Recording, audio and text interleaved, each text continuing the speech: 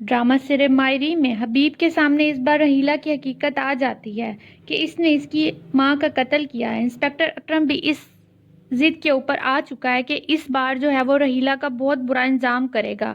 इधर एनी रो रही है, लेकिन दोबारा से फाकिर मुलाकात करने के लिए आमना के पास पहुंच जाता है। लेकिन इस बार जो है एनी अल्लाह के सामने हाथ उठा देती है। आने वाली किस्त में आप सब लोग मुकम्मल देखेंगे कि फाकिर आमना से मुलाकात करने के लिए इसके पास पहुंच जाता है। यहाँ पर चाय मंगवाई जाती है। आमना से माफ़ी मांगने की कोशिश करता है और कहता है कि इस दिन एनी ने जो कुछ भी किया मैं उसके लिए तुम्हारे से माफ़ी मांगता हूँ, उसके लिए माजरत चाहता हूँ। लेकिन आमना बड़े दिल की है। वो कहती है कि वाकई ऐसी कोई बात नहीं है, कोई भी बीवी किसी भी लड़की को बर्दाश्त नहीं कर सकती।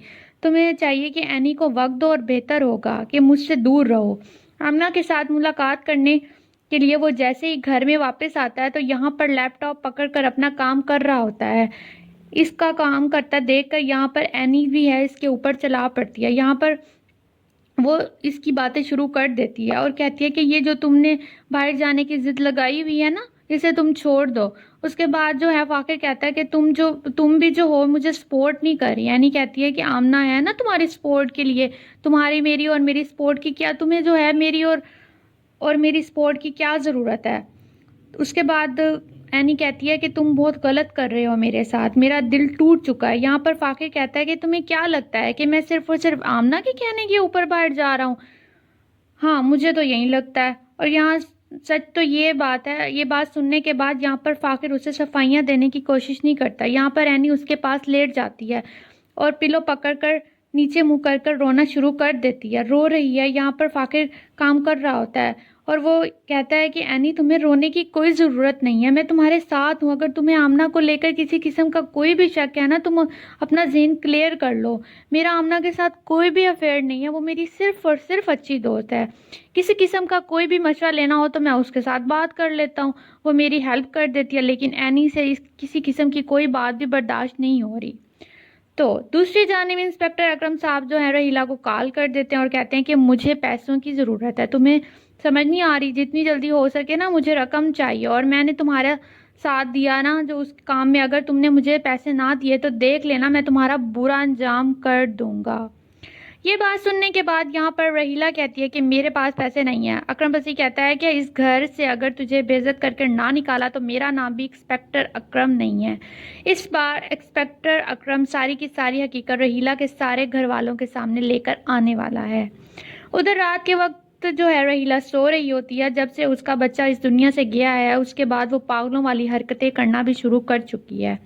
पागलों वाली हरकतें ही नहीं बल्कि 80% तो पागल हो चुकी है। रात के वक्त फौरन से उठ जाती है और यहाँ पर जो है उसके ख्वाब में जो है अम्मा जान आना शुरू हो जाती हैं। कहती हैं कि तुमने जो है मेरे साथ बहुत गलत किया है।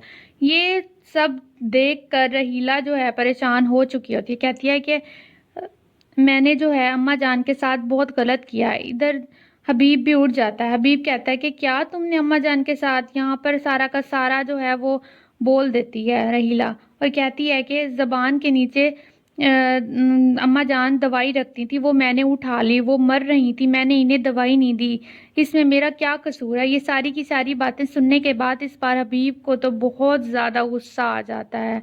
इसके ऊपर वो चलाना शुरू कर देता है और कहता है कि खामोश हो जाओ, तुमने मेरी माँ का कत्ल किया है, इस बार तो मैं तुम्हें नहीं छोड़ूंगा।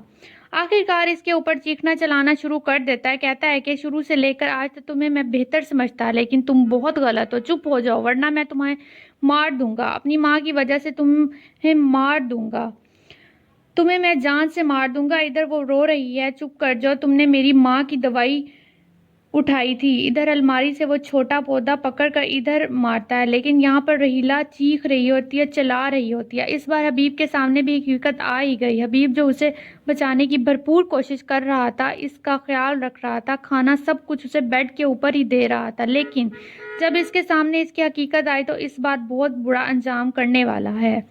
इसका अकरम बलसी ने भी सारी की सारी बातें इस बार बता ही दी। जब सभी घर वालों के सामने ये हकीकत आई कि रहीला ने ये और जमशेद और आलिया के घर में डाका पड़वाया था और वो चोर अकरम पलसी के साथ मिलकर रहीला ने जमशेद के घर में चोरी करवाई थी। ये हकीकत पता चलने के बाद इस बार तो आयशा भी बहुत ज़्यादा गुस्से में आ जाएगी। गुस्से में आकर वो हबीब के साथ इसके कमरे में आ जाती है। جہاں پر رحیلہ لیٹی ہوتی ہے۔ رحیلہ کو اس بات کا اندازہ ہو جاتا ہے کہ سب گھر والوں کو پتہ چل چکا ہے، یہ تو ڈاکوؤں کے ساتھ مل کر چوری ڈکیتی کرتی تھی، جلد از جلد علاقوں کے پیچھے ہونے والی ہے۔ ابھی بھی اس بار عائشہ سے معافی مانگنے والا ہے۔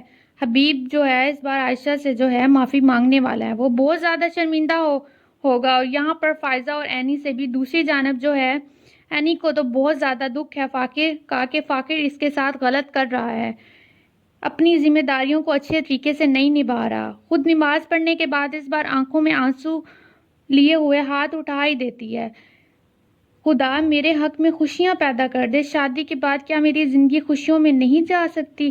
یہاں پر سمینہ اس کے سامنے آ جاتی ہے اور کہتی ہے کہ قصور ہم دونوں کا ہے، ہمارا ایک طرفہ خود غرض فیصلوں کا نتیجہ۔ یہاں پر وہ دعا کر رہی ہوتی ہے کہ آخرکار اس کی آنکھوں میں آنسو دیکھ کر اس بار سمینہ بھی بول پڑے گی اور فاقر کو کہے گی کہ آج کے بعد تم نے اگر آمنہ کے ساتھ ملاقات کی نا تو تمہیں میں زندہ دفن کر دوں گی۔ آخر اس بار رحیلہ تو جیل میں جانے ہی والی ہے، کون